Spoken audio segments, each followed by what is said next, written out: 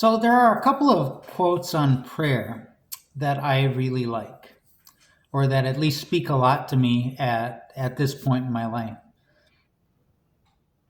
One of them is by Martin Luther, who said something to the effect of, I have so much to do today, the only way I'm going to get it done is if I spend the first 3 hours in prayer. And the other one comes from the Dalai Lama, who said, whenever I'm too busy to meditate, I meditate twice as long. And it's a reminder to me that, everything that doesn't have its origin in stillness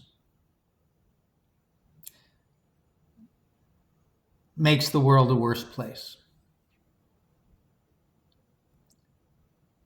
Everything that doesn't have its origin in stillness doesn't lead to any kind of true productivity. It's just busyness. It's just rearranging the deck chairs of the Titanic. It's not producing anything of lasting value. I was listening to a podcast with different entrepreneurs on it, and one of the entrepreneurs was this fellow by the name of Brian Johnson, and he's a serial entrepreneur. He has all of these different companies and businesses and does all of this great stuff, and he used to be a philosopher and still is a philosopher, and he meditates for an hour a day. And the host of the podcast was saying, where in the world do you get an hour to meditate when you have all of these things going on? And his response was, there's no way I could have all of these things going on if I didn't have that hour to meditate. Because he says, I don't want to do, good things. I don't want to do big things. I want to do great things. I want to do things that change the world. And in order to do that, you have to tap into a power that's bigger than you. And the way to do that is by sitting in silence and connecting to that power.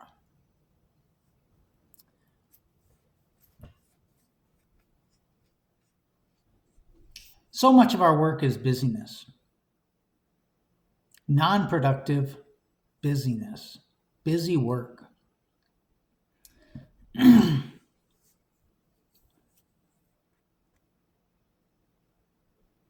Sometimes all we need is an idea, the right idea, to make our lives so much easier, to make our work so much easier. And where do ideas come from? They don't come from thinking. Whenever I'm thinking about something, I can't find solutions usually, especially to difficult problems.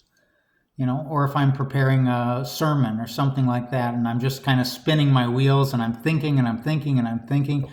And then I go and I take a shower and I stop thinking. And when I stop thinking, the idea that I need is there. Because the idea didn't come from the mind. The idea comes from someplace beyond the mind, someplace outside of the mind. Some connection to a higher consciousness. I think of so many examples in history, like the fella who came up with the idea of how to determine the volume of an irregular object. And he's thinking and he's thinking and he's thinking and he can't figure it out. And then he takes a bath and he sees the bath water rise when he sits in the bath. And he says, Eureka! And he, runs through the town naked because he figured out the answer. You just submerge the object in water and the water rises and you can find the volume of an irregular object. Or the fellow who invented the molecular structure, or who discovered the molecular structure for the carbon atom. He's thinking and he's thinking and he's thinking. He can't figure it out. And he goes to sleep. And he has this dream, and all of these snakes are in his dream, and the snakes are biting their tails, and they form the shape of the carbon atom. And that's how he discovered the carbon atom. The big ideas come from a different realm. They don't just come from our mind. And so I'm kind of getting more and more into the discipline of spending time in prayer and meditation. And these videos are helping me a lot to keep myself focused. But and I feel more relaxed, and I feel like my work is a little easier. Especially if I do the creative output stuff right after I've done my morning meditation. I can really crank out stuff a lot easier, especially writing. And so I'm thinking all of that because, today's gospel is from the Gospel of John, and it's, unfortunately, it's the gospel that people take the most literally when it's the least literal of all the gospels. It's very mystical, it's very metaphorical, it's very cryptic, and people think they know exactly what it means. And the thing is that the Gospel of John is trying to capture in words a reality that can't be put into words. And so at the best, the words are just pointing. Pointing in the direction that we should look, but they're nothing more than pointers.